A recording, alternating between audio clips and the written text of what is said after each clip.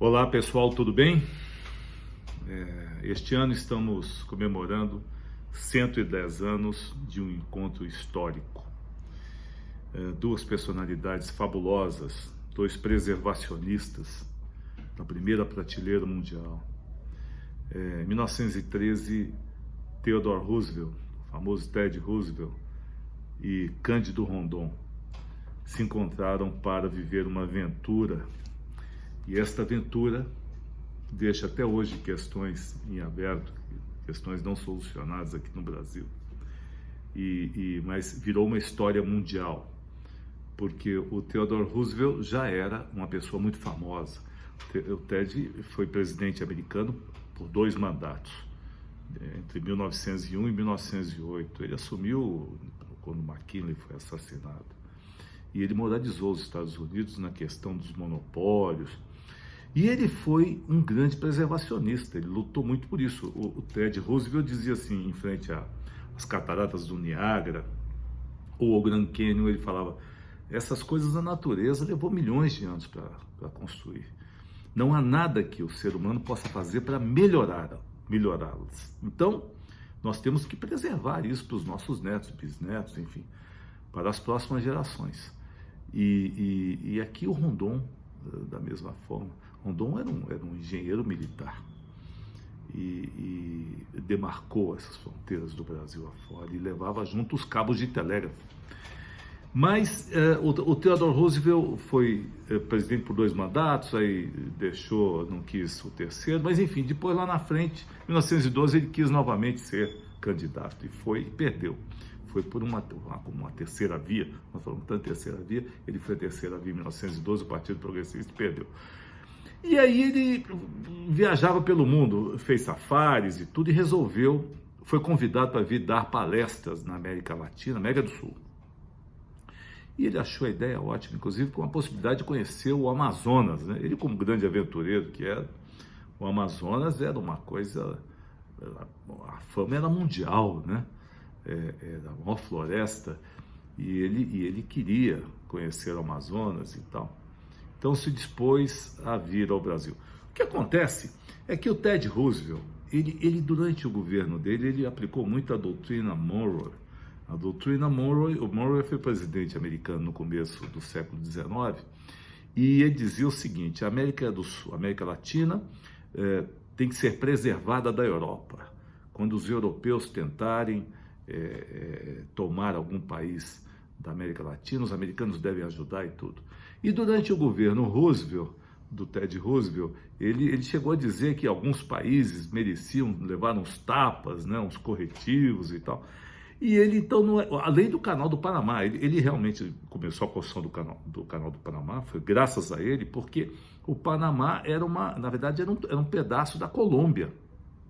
E a Colômbia não queria. Os franceses tentaram construir o Canal do Panamá por 20 anos, mas os colombianos queriam participar de tudo e não chegavam a um acordo final. E o Ted Roosevelt, quando assumiu a presidência, logo tratou de financiar os golpistas, quer dizer, a turma que queria a independência do Panamá e a separação da Colômbia. E ele fez isso, separou, e o Panamá virou um país, e aí sim, o americano pôde assinar todos os tratados e construir o canal. Mas então, ele não era muito bem quisto na América do Sul. Mas aí, queria vir ao Brasil, aqui nós éramos do governo Hermes da Fonseca, casado com a Neide Tefé, que era uma intelectual, e queriam dar apoio. O Ted Roosevelt tinha um filho que morava em São Paulo, trabalhava para uma empresa construtora de pontes em São Paulo. Kermit Roosevelt, o filho dele. Um rapaz de 20 e poucos anos. Aí Roosevelt disse que tinha desejo de conhecer a Amazônia. Obviamente o governo brasileiro foi atrás de quem? De Cândido Rondon. Rondon era a pessoa que demarcava as fronteiras brasileiras, levava os cabos de telégrafo, e Rondon conhecia os ribeirinhos, conhecia os rios, conhecia a floresta, respeitava a floresta amazônica, era também um preservacionista, era um indianista. E chamaram Rondon e disseram então que Ted Roosevelt queria conhecer a Amazônia, se podia levá-lo. O Rondon disse: mas eu não sou não havia guia turístico, mas isso, não sou aqui um cicerone, não. Nós temos aí, como o Ted é famoso por gostar de aventuras e tal, nós temos uma grande expedição para fazer no Brasil e podemos marcar essa data, que é o famoso Rio da Dúvida. Havia um rio ali que nascia na Bacia do Prata, ali, lá para cima do Mato Grosso, aliás, em Rondônia, passar pelo norte do Mato Grosso, e ninguém sabia onde esse rio desaguava. Eles sabiam que nascia ali, mas não sabiam onde ele terminava, e aí queriam fazer uma excursão do famoso Rio da Dúvida. E o Rondon sugeriu isso e convidaram o Ted Roosevelt. E nós, quando convidaram, os políticos, né, para agradar, disse, olha, é o Rio da Dúvida, um rio sem nome, e se você colaborar com a descoberta do trecho, para onde vai dar esse rio e tal, podemos até nomear o rio com seu nome, pode ser o Rio Roosevelt, o Rio Theodore, né? E o Ted ficou maravilhado com essa ideia e topou. Então, em fins de 1913, conheceu Rondon. E partiram para esta expedição maluca. Maluca não, expedição de uma aventura extrema na Amazônia do início do século XX. Eles saíram lá no norte do Mato Grosso, e se embrenhando na mata. Eles saíram quase 3 dúzias de pessoas. O Rondon sempre levou cientistas em suas excursões. Ele levava botânicos, ele levava geólogos, ele levava médicos, inclusive. O Rondon nunca ia por ir só para mapear, mas ele fazia também um mapeamento geográfico, demarcava e também fazia toda a documentação sobre os povos ribeirinhos e as tribos indígenas e tal. E foram nessa aventura. O Roosevelt achando que era um safari na África, né? E não imaginava, eles sofreram muito, porque tinha uns americanos junto com o Roosevelt, inclusive o filho dele, achavam que aquilo era uma savana africana. Na Amazônia você não tem animais de grande porte, mas os insetos te comem vivo, né? E foi um sofrimento. Quando eles chegaram na cabeça do rio, nas nascentes do Rio da Dúvida, uma boa parte da turma já tinha debandado. Ficaram 22 só, enfim, e começaram, não tinha caminho, você não tinha ligação nenhuma por terra, era só pelo rio, um rio bravo, um rio até hoje. A coisa foi, Roosevelt sofreu demais durante esse trajeto, ele chegou a pedir para morrer, ele, além da malária que ele pegou, ele passou a ter vários problemas. Ali não são só os insetos e as dificuldades de navegação, dificuldades de acesso, a umidade, quer dizer, tudo que o americano não está acostumado com isso. Sofreu muito, acabaram descobrindo que o rio desembocava lá no Rio Madeira, isso levaram mais de 2 meses, foi um sofrimento, morreram 3 pessoas, um dos quais morreu, eles não tinham comida durante essa expedição, era uma dificuldade louca para alimentação, todo mundo muito magro, e um dos participantes estava gordo, não emagrecia, até que um sargento pegou no flagrante, comendo lá as poucas guarnições que haviam, e deu um tapa na cara dele. Esse rapaz pegou uma arma e deu um tiro no coração do sargento, enfim. E aí já houve um grande dilema, porque o Ted Roosevelt, como nos Estados Unidos havia a lei da pena de morte, quis logo enforcar o assassino. E o Rondon disse não, ele deveria ser preso e levado às autoridades brasileiras para ser julgado, ter direito de defesa. E aqui virou uma dúvida danada, e até que, por sorte, quer dizer, esse assassino fugiu para o mato e sumiu.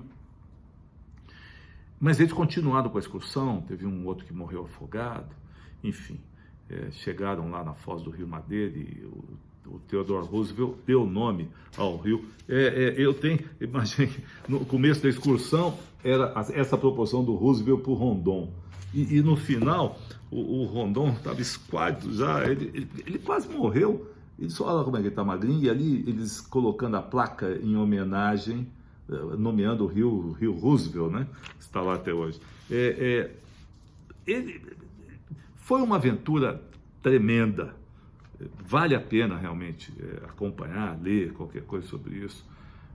O sofrimento foi imenso. O Roosevelt não morreu.